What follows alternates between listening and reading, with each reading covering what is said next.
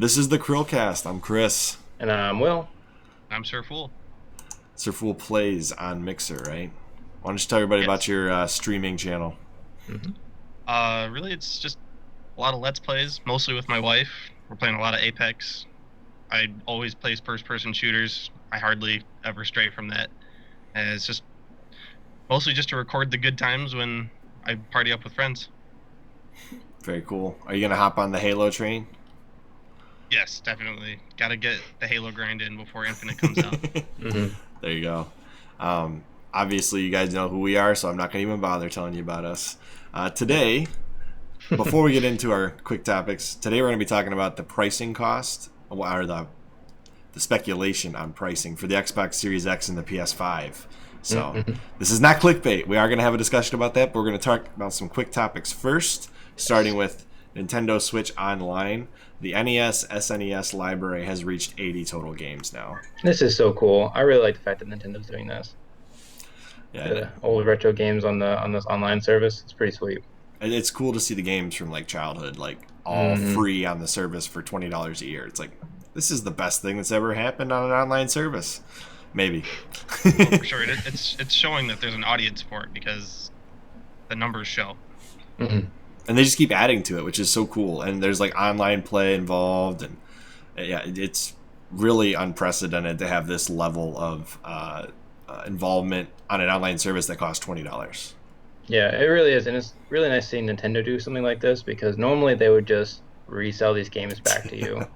And I mean, the amount of times I've bought Super Mario Brothers, it's ridiculous. So it's nice to see that games like this are just coming out and they're essentially free for that $20 a year. That's really cool. And then our second little topic here, it's also a Nintendo topic. I'll let Will introduce this guy. Yeah, so Animal Crossing, it is selling like bonkers right now. And the thing is it selling that well because of the current situation, just because it's Animal Crossing, or a combination? Yeah, and I guess it's actually it surpassed the best-selling Animal Crossing game of all time, which was a 3DS game, remember, which perfect console for like an Animal Crossing type game because the graphics are not super complicated, right? It's just like, little animals that are roly-poly and interesting shapes with a little Well, I know town. why this one's outselling it. It's because they can jump over the creeks now. That's it. That's all they had to do. That's all I had to do was add the pole vault. Yeah. Now, I will be honest, this is a game series that I've never really been interested in, to be entirely honest. I've only played one version of it. It was the GameCube game. And that was... I liked it. I did like what they had going on. I can't bring myself to buy a game like this again. Yeah, I'm not a huge fan, to be honest, of this kind of a sim game. I realize that might be a terrible way of putting what this is, but yeah, I'm not a huge fan of the series, but I understand the appeal to a lot of people. Obviously, a lot of people are into this, so. I didn't get into it too much as myself as well. My wife, on the other hand, has really gotten into it, and she even got me talked into starting my own little camp in there. She's got this giant mansion, and then I'm just this tiny little tent that she put me off in the corner so I didn't get in the way.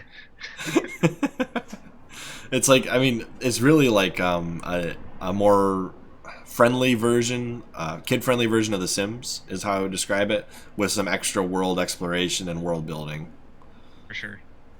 But it's crazy. I can't believe how many sales it's had, and this is 2 months, 13.5 million sales. Yeah, it's crazy. That's it, and on one system too. Yeah. So, I mean, it's the fastest selling, unless Smash Bros is faster. I think it's actually the fastest selling Switch game of all time so far. Do you know what the best selling game on the Switch is right now? No. Pokemon? Nope. Mario Kart. It is, Mario Kart. Yep. Mario Kart 8 Deluxe. Really? Mario Kart still holds. 25 million sales. Yeah. It's crazy. It just and it keeps was going essentially up. just re-released too, which is even more crazy. I think second place is Odyssey, and maybe third place was... Let's look it up. I'm curious. Zelda's not that high up there, which is so surprising because that Breath of the Wild was an amazing. It's game. got over 10 million sales too, though. I don't think it's number 3 though. No. I think it's... maybe Smash Bros. I think Smash Bros is definitely outselling Zelda. So it's either That's surprising Smash to me or... because they hyped up Breath of the Wild so much. Well, Breath of the before Wild it is came out. It's still such an amazing selling. game. Oh, Smash Bros is second. I take it back. Breath of the Wild's 3. I was Oh right. wow, I'm so surprised by that. It beat Odyssey, or Odyssey and it are tied essentially. Okay. Yeah, I think the hype of Breath of the Wild 2 has increased sales of Breath of the Wild again. Yeah, all of these games are ahead of Pokemon Sword and Shield. Look at that. They had to combine them together to get 17.3 million. That's kind of sad because those are separate games. Mm-hmm. And then sixth, already number 6 is Animal Crossing New Horizons. That Yeah, is I mean, it's nuts. not sad. It's still 17 million sales. That's, Oh, that's yeah, crazy. right. I mean, like when you think about it, they've combined the sales of both sides of the Pokemon games to get to 17.3, and I would bet you any money Sword has sold a lot more than Shield. No, it's a sword. Who wants It who wants a sounds cooler. shield? Well, and I know Indie Timmy, if he watches this video, he'll be like, "I bought Shield," I because he know, did it's that like- last time. It's like, calm down, unicorn.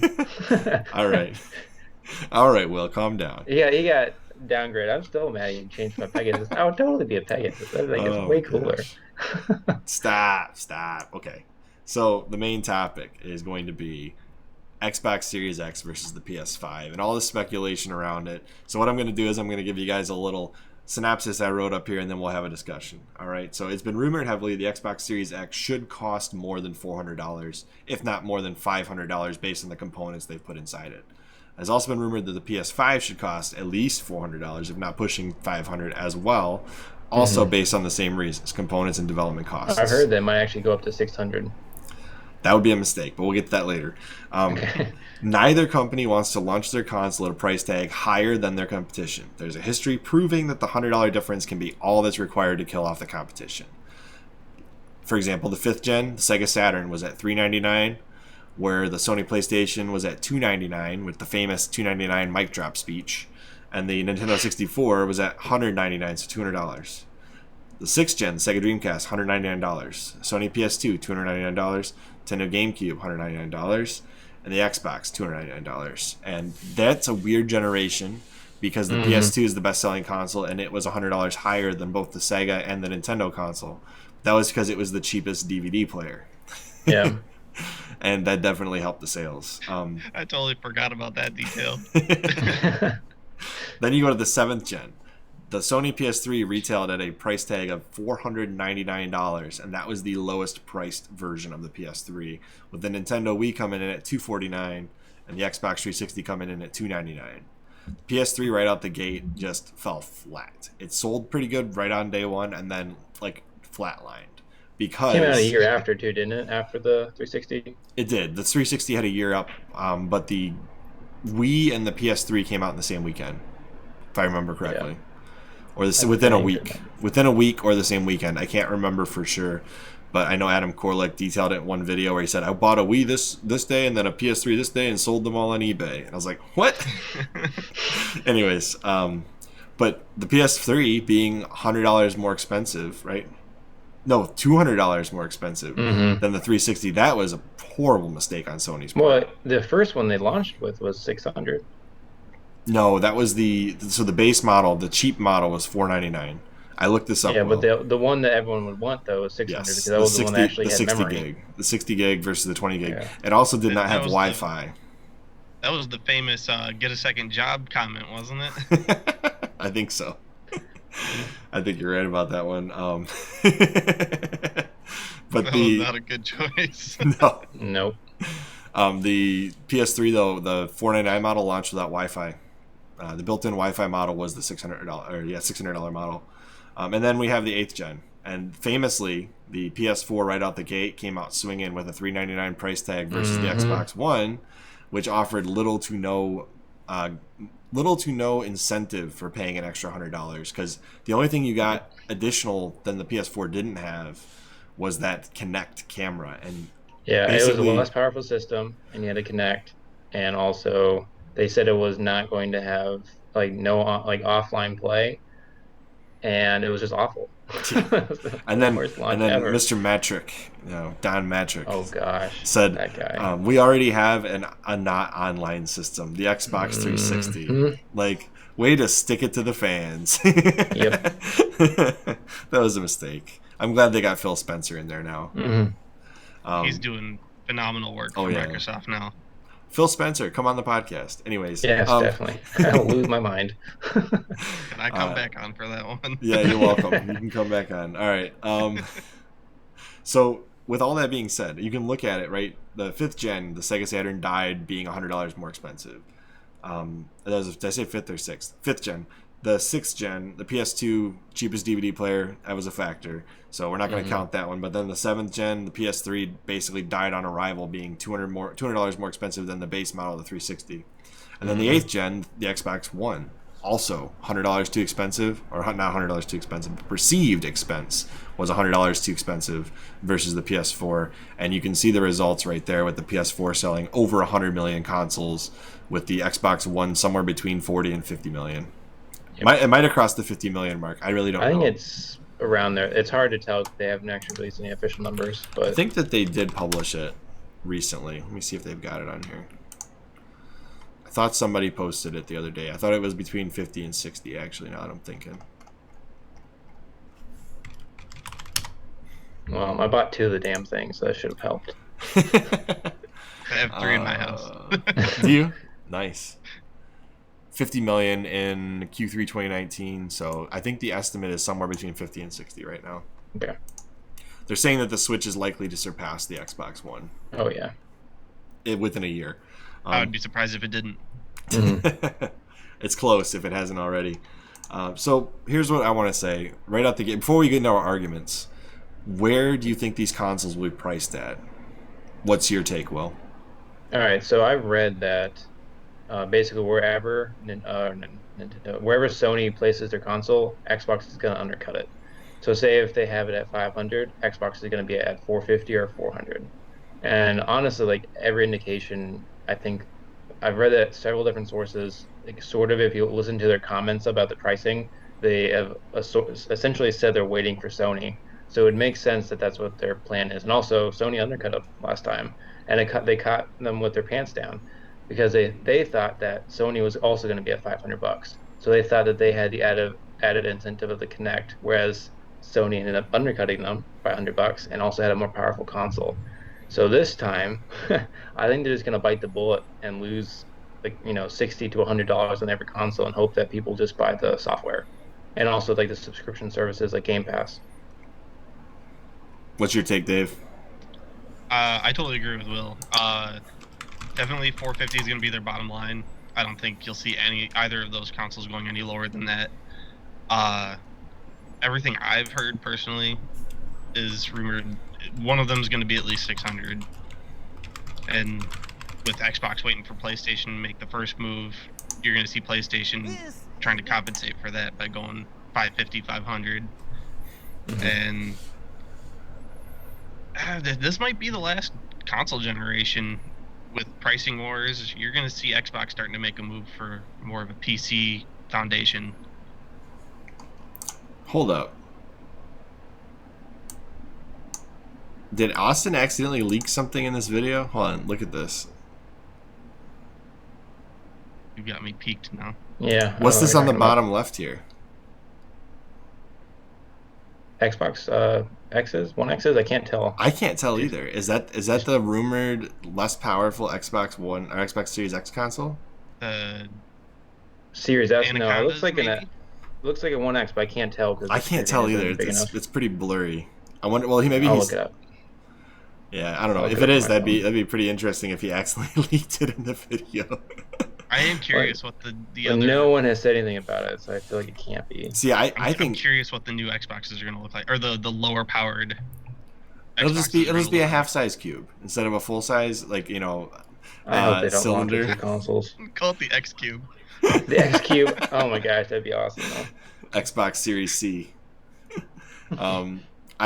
So here's my thought process. All right, if PlayStation waits too long to put a price tag out there, I think Xbox will just say $400, and then Sony will have to price it at $400 because there's no way they go $300.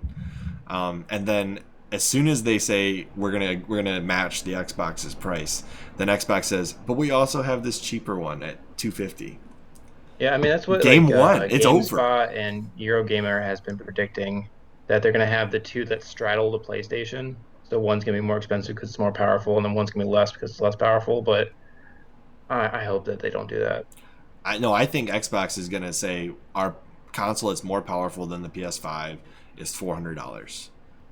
That's it. They're just gonna say $399, and then Sony is gonna have to really bite the bullet and say $399, and then Xbox is still gonna hit them with the uppercut and say, but we also have this cheaper console at $250. I think that's That or, might be or why even PlayStation's $300. waiting so long too, is they know Xbox has that lower grade console coming later on to follow up. Yeah, I'm sure they have. Also, it says prototype. I have no idea what that is. It could just be the Xbox One X prototype. Yeah, I don't know. It looks cool though. I'm curious. I'm curious what those are, but obviously Or it's a dev kit. it could be. Oh yeah, it does say prototype. You're right. Huh? Prototype, yeah, that's got to be the prototype Xbox One X. Yeah, probably. But I love this video because he like literally goes through and shows you how the Xbox Series X is assembled. Every little component. It's such a cool video, and I know I've plugged this before when we covered Austin Evans on this channel, but this is such a great video. Such a great marketing campaign by Microsoft. I think Microsoft is going to announce that they bought Nintendo. And all of the Halo games are going to be on Switch. There you go. Master Chief's going to be on Smash Brothers. Yeah. So I know that this is kind of hard to believe, but Sony, given they have like a bajillion studios and different various industries they're involved in, makes less money than Nintendo. Yeah, well, I mean, Nintendo I know Sony has being been struggling for a long time. Nintendo being a basically just a gaming company with the various apparel and toys and amiibos.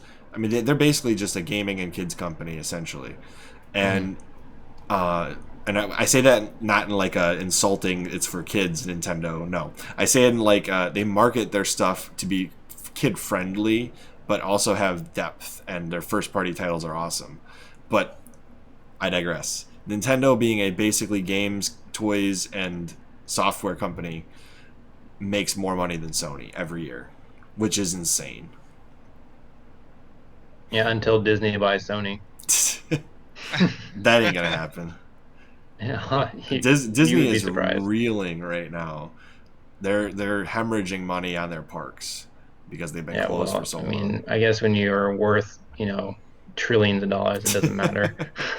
Anyway, I don't want to talk about that. The pricing, my guess is they both come in at $400, and then Xbox hits them with the uppercut, goes $250 with their lower tier console.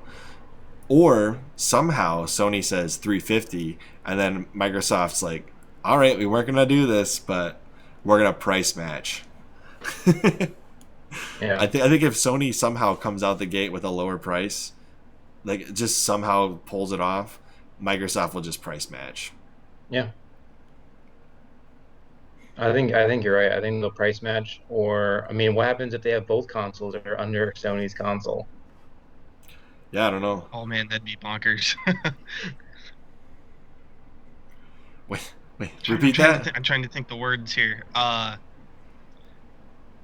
thinking if they really do go as low as 350, I highly doubt it, because I mean they were already having issues with getting the hardware that they needed, because a lot of their providers, Sony and Microsoft use the same providers for their consoles. Yeah. So it'll be interesting. I'm really interested to see where these prices are going to land. I'm getting impatient. I think these companies, I mean, PS4 has put Sony in the lead for going into the next generation, although Nintendo is slowly closing that gap with the Switch. I think this year the Switch will see a slowdown in sales towards the end of this year, and then depending on how these consoles perform out the gate, the Switch could actually see a redemption arc following that the next year, where, oh look, these consoles came out, they're $400, $500, but hey, I'm still playing my Switch. Who knows? We'll have to see. I do still want to know, and this was heavily rumored, that whether the Xbox Series X will have the ability to have full-blown Windows applications on it, because if it can replace your desktop, if it can replace a gaming desktop somehow, that would be a huge benefit for selling it. Yeah, all of Microsoft's first-party games are going to be on PC anyway. So I mean, you wouldn't have to make two versions of the game if you just play on Xbox One, just like it would, or the Xbox, just like the PC. And we That's know my theory for the future of Xbox is that they're gonna stray away from the term console, and you're gonna be 5 years from now for the next generation. You're gonna be talking about the Xbox as a PC, like what Alienware is today. or like Xbox platform. Yeah, Like Xbox exactly will be that. a platform that runs on PC. It'll have dedicated hardware. You know, that'll be how they describe the next gen console. Dedicated Xbox hardware. Yep. As long as I can still play with a controller, I don't care. Yeah, I'm still using this guy. You know what? So I was playing What? on my 360 the other day, and Best the controller joysticks ever. are so stiff compared to the Xbox One. Dude, I love the 360. There will never be a better controller than the wired Xbox 360 controller. Hold up. I don't N64. know about that. Clearly. Elite Series 2 is pretty great. I had the tension on my joysticks turned all the way up. It's the exact same as the 360 controller. Is it? Oh, it feels fantastic. I cannot get away from a wired controller. I've had way too many connectivity issues over the years with wireless controllers. Like, for example, I paired my PS4 controller with one of my my phone, really. That's what I did, because they added that ability in the next iOS operating system. I wanted to play Oceanhorn on my phone and see how well it would work, or play PS4 remotely. Well, then I tried to use it on my PS4 again, and holy cow, it took me a half an hour to repair it with my PS4. Never ever disassociating a PS4 controller from my PS4 ever again. Yeah, I have no problem with my Xbox controller. I link it to my PC and back to the Xbox all the time. And my PC doesn't have built-in Bluetooth, so that hurts it. Mm. Yeah, that's rough. Mine doesn't have Bluetooth as well. I have to plug mine in to work on PC. And then I just don't. What I don't like about doing that with a PC is the micro USB connection of the controller feels very flimsy to me, anyway. Yeah, I have no opinion on it. I don't have the cord, so. Have you ever? They updated the cord for the Series 2, and it's a lot Okay. more sturdy. It feels a lot. It doesn't feel like it's going to break off. I know exactly what you're talking about, though. That was what made me afraid of buying the Hyperkin Duke controller. Was that micro USB? I was like, man, they could have upgraded this to USB-C, no problem. But we're getting a little off topic here. Yeah. Oh yeah, what were we talking about? So, I guess the last thing, what's the most important feature besides pricing on these consoles? Games. Cross-platforming. Like Fortnite or Apex or those kinds of things? If developers aren't making their games completely cross-platform, they're throwing money into the fire. Except for first-party titles, right? Like, Halo, which is on Steam Right? now. Yeah, you're gonna have your exclusives. That's gonna be your Seller. teetering point for your dedicated fans. But anything that's on both consoles, they need to make it cross-platform. Mm-hmm. Oh, I agree, because if Nintendo and Microsoft can play cross-platform with Minecraft and Sony plays Walled Garden again, there's no way that people who strictly play Minecraft would ever buy that console. And there are those people that buy consoles for the upgrades to Minecraft. I have found a few people like that. I'm like, you should just get a dedicated PC at that point. Mm-hmm. For sure. But I guess the biggest thing for me at launch is that they better have a couple exclusive games that get me pumped for that console. Now, Yeah, definitely. I'm probably still going to buy a Sony product because I'm locked into a couple games that are only on Sony products. And now that Halo's coming to PC, I have no reason to buy an Xbox, which is sad because I love the Xbox systems. I think they're awesome.